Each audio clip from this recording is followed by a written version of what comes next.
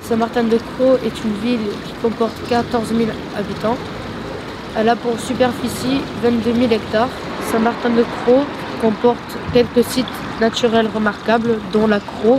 Après, nous avons les Alpilles, où il y a un parc naturel régional. On se réunit tous les 15 jours pour aider Saint-Martin-de-Crau. Par exemple, les problèmes de tabac, de pollution, nous essayons de réduire tout ça pour une meilleure santé et une meilleure préservation naturelle.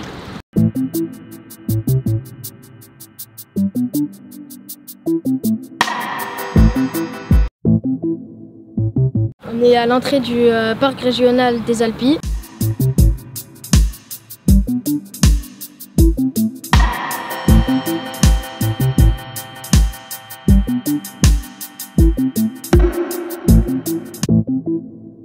Un feu, faut 3 éléments pour qu'il puisse progresser et puisse prendre de l'ampleur. Il faut du comburant. Le comburant, généralement, c'est la végétation. Du combustible, l'air.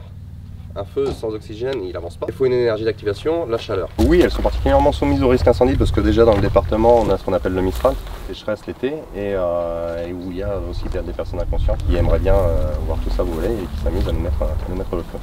D'été, le massif des Alpilles est fermé au public pour limiter déjà en cas d'incendie les risques de blessures ou de personnes, de promeneurs qui pourraient être pris par le feu.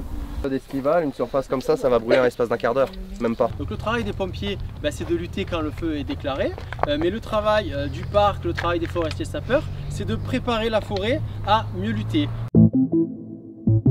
La cause principale en nombre de départs de feu, c'est déjà les incendiaires, mais là où on doit faire attention aussi et où tout le monde devrait faire attention, c'est aussi les mégots. Alors les mégots, principalement, qu'on retrouve, c'est généralement en bordure de route. C'est bien souvent les conducteurs ou les passagers de voitures ou de camions qui jettent par la fenêtre. Un mégot met environ 15 ans à se décomposer. Environ 4300 milliards de mégots jetés par an dans le monde.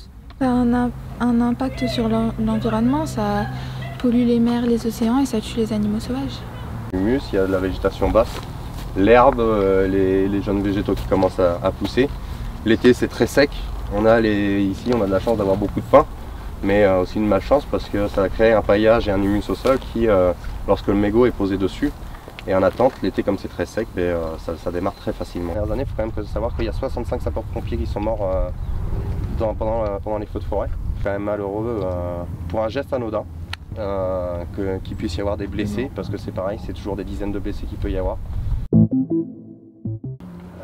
Qui continue à s'agrandir au niveau de sa végétation, à se diversifier, à accueillir encore plus d'animaux, ça serait magnifique. Et surtout qu'il n'y ait plus de personnes inconscientes ou malencontreuses qui s'amusent à mettre le feu pour détruire tout ça.